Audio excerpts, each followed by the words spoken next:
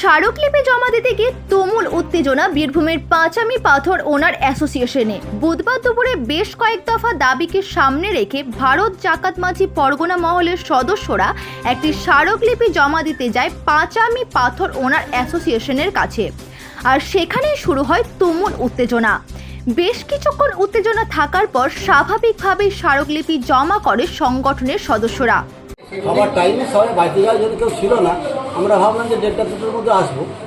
মানে ওরা টাইমটা দিয়েছিল 1টার সময়, তো 1টার সময় সবাই থাকা সম্ভব না।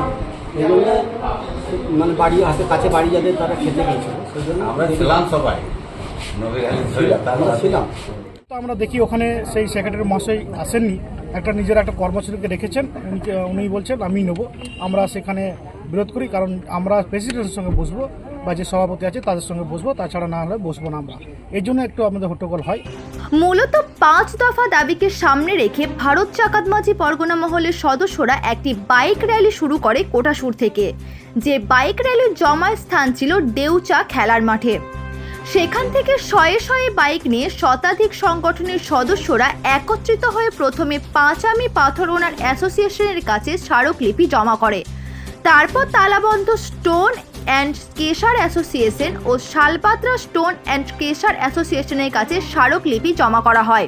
এদিনের এই স্মারকলিপি জমা দেওয়ার মূল উদ্দেশ্য বা তাদের দাবি ছিল আদিবাসী এলাকাগুলিতে স্বাস্থ্য পরিকাঠামো গড়ে তুলতে হবে।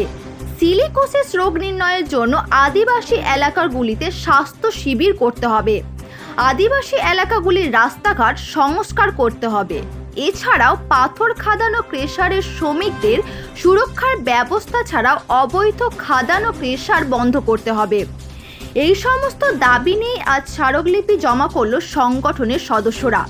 তবে শুধুই কি স্মারকলিপি জমা? না, সেখানেই থেমে নেই ভারত জাকাত মাঝি পরগনা মহল সংগঠন। এর পাশাপাশি এদিন কোটাসুর থেকে মাছরা পর্যন্ত প্রায় 65 কিলোমিটার সচেতনতামূলক বার্তা দেন সংগঠনের জেলা সভাপতি খোকা সোরেন সহ তার অনুগামীরা।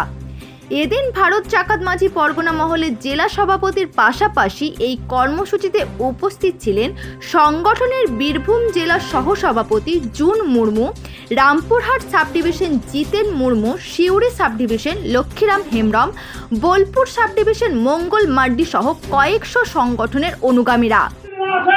আমরা তালা মেরে দেবো, ওদের যদি ক্ষমতা থাকে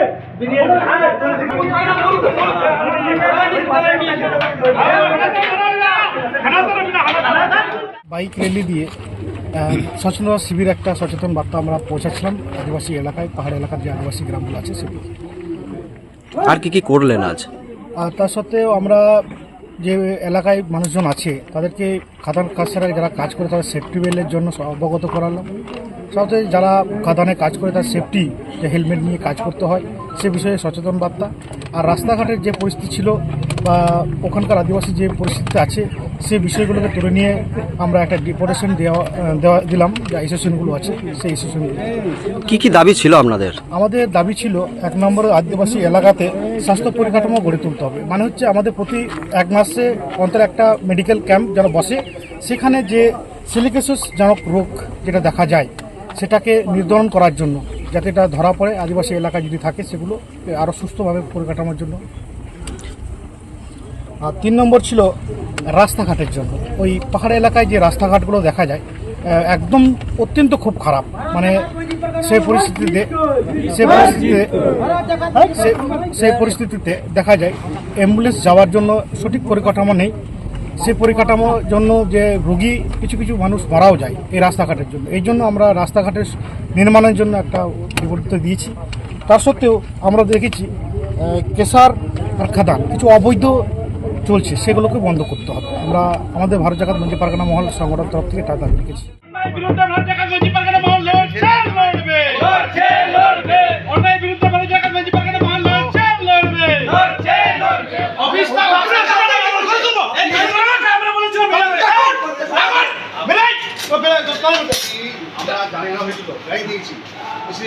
আপনার বাসিন্দাকে রাখুন এখানে,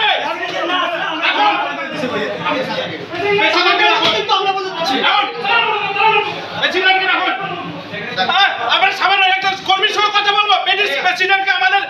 কই তোমাদের সেক্রেটারি প্রেসিডেন্টকে আমরা চিঠি দেওয়া হয়েছিল প্রেসিডেন্টকে চিঠি দেওয়া হয়েছিল প্রেসিডেন্টকে চিঠি দেওয়া হয়েছিল চিঠি দেওয়া হয়েছিল এই আমি বন্ধ করব বন্ধ করুন